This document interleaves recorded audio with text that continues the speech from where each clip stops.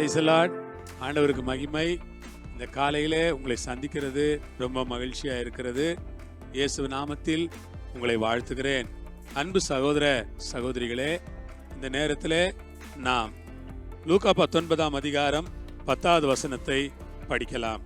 இயேசு இந்த உலகத்தில் இருந்தபோது நடந்த ஒரு முக்கியமான சம்பவம். அவர் எரிகோவின் வழியருகே போகையில் அங்கே ஒரு மனிதன், சகை என்கிற மனிதன் இருந்தான். இயேசு எப்படிப்பட்டவரோ என்று பார்க்க அவன் ஆசைப்பட்டான்.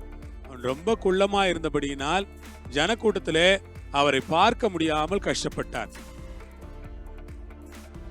ஆகவே ஒரு காட்டத்தி மரத்திலே ஏறி இயேசு எப்படிப்பட்டவர் என்று பார்க்க அவன் ஆசைப்பட்டான். அப்படி அவன் காட்டத்தி மரத்திலே ஏறி இயேசு எப்படிப்பட்டவரோ என்று பார்க்க அவன் ஆசைப்பட்ட போது இயேசு அந்த மரத்தருகே வந்தபோது நின்று, சகைவே, நீ கீழே இறங்கி வா, நான் இன்றைக்கு உன் வீட்டுல தங்க வேண்டும் என்று ஆண்டவர் அவனுக்கு அழைப்பு கொடுத்தார். ஆண்டவருக்கு ஸ்தோத்திரம். அந்த அழைப்பை ஏற்றுக்கொண்டு அவன் கீழே இறங்கி வருகிறான். அவன் இறங்கி வரும் பொழுது அங்கே நிறைய பேர் சொல்லுகிறார்கள், இவர் ஒரு பாவியான மனுஷன் வீட்டுக்கு போறாரு, இவன் ரொம்ப பாவி, இவன் பாவம் செய்யற மனுஷன், இவனை பத்தி ஆண்டவருக்கு தெரியாதா, இந்த வீட்டுக்கு ஏன் போறார் ஆண்டவர் என்றெல்லாம் அங்கே அவர்கள் குற்றம் சாட்டி கொண்டு நிற்கிறார்கள்.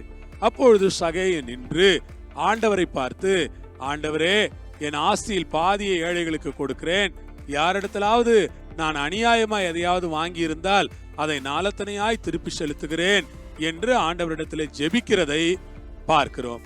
அப்படி அவன் ஜெபித்த போது, சொன்ன போது ஆண்டவர் ரொம்ப சந்தோஷப்பட்டார். ஏனென்றால் அவன் ஆஸ்தி உடையவனா இருந்தான். ஆஸ்தியில் பாதியை கொடுக்க முன் வருகிறான்.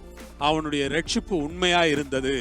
தான் அநியாயமாய் வாங்கினது உண்டானால் அதை 4 மடங்காய் திருப்பி செலுத்த முன் வருகிறான். அவனுடைய ரட்சிப்பு உண்மை உள்ளதா இருக்கிறது. ஆண்டவர் அதை பார்த்து மிகவும் சந்தோஷப்படுகிறார். கர்த்தருக்கு ஸ்தோத்திரம். அப்பொழுதுதான் சொல்லுகிறார், இன்றைக்கு இந்த வீட்டுக்கு ரட்சிப்பு வந்தது, இவனும் ஆபிரகாமுக்கு குமாரனாய் இருக்கிறான் என்று ஆண்டவர் சொல்லுகிறார். அந்த வீட்டுக்கு ரட்சிப்பு வந்தது என்று ஆண்டவர் குறிப்பிடுகிறார். உங்களை பார்த்து நான் சொல்லுகிறேன், உங்கள் வீட்டுக்கு கூட ஆண்டவர் ரட்சிப்பை கட்டளையிட வல்லவராய் இருக்கிறார். ரட்சிக்கிறவர், ரட்சகர், வல்லமை உள்ளவர், ரட்சிப்பை கொடுக்கிறவர், மகத்துவமானவர். அவருக்கு கோடான கோடி ஸ்தோத்திரம்.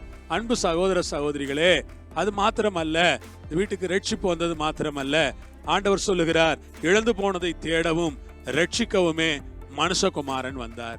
மனுஷகுமாரன் இந்த உலகத்திற்கு ஏன் வந்தார் என்றால், இழந்து போனதை தேட, ரட்சிக்க வந்தார். ஆண்டவர் இந்த உலகத்திலே எவ்வளவு பேர் இழந்து போனவர்களாய், ரட்சிப்பில்லாதவர்களாய் இருக்கிறார்கள். அவர்களை தேடித்தான் இவ்வுலகிற்கு அவர் வந்தார். நம்முடைய நோக்கமெல்லாம் அது ஒன்றுதான். இழந்து போனவர்களை தேடுவதும் ரட்சிப்புக்குள் வழி நடத்துவதுமே நம்முடைய நோக்கம். அதற்காகவே நாம் பாடுபட்டு பிரயாசப்பட வேண்டும். ஆம், கர்த்தருக்கு ஸ்தோத்திரம். ஜெபிக்கலாமா?